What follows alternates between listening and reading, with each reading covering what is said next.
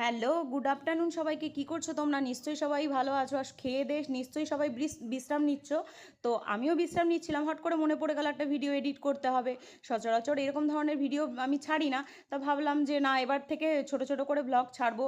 আর তোমাদের যদি আমার ভিডিও ভালো লাগে তাহলেই আমি ছাড়বো, নচেত আমি ছাড়বো না। ঠিক আছে? তো এই দেখো 11টা 20 থেকে আমি ব্লগটা স্টার্ট করেছিলাম।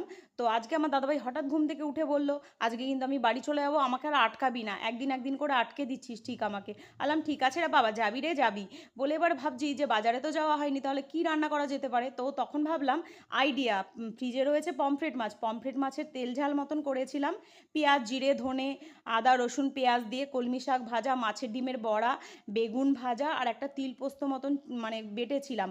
এ দেখো সেগুলোও শেয়ার করেছি, যেগুলো তোমাদের মানে একটু একটু করে কাট করে রেখেছিলাম মাছ ভাজা। তারপর এই দেখো দাদাভাইকে খেতে পুরো আমি রেডি করে দিয়ে দিয়েছি, খেতে বসে গেছে। এরপর ও বেরিয়ে যাবে বাড়ির উদ্দেশ্যে।